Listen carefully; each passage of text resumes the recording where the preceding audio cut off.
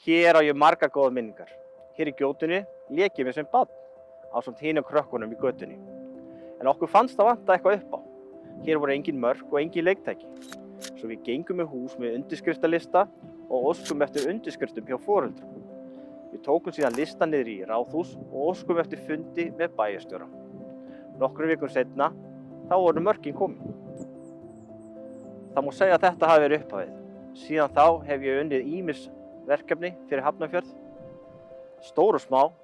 Það má nefna í félagsþjónustunni, aðallega með fötluðum ungmennum, í æskulýðsmálum og nú síðast hef ég verið umsjónarmaður Vinnuskóla Hafnarfjarðar. Nú langar mér að halda áfram að starfa fyrir Hafnarfjörð sem fulltrúi í bæjarstjórn.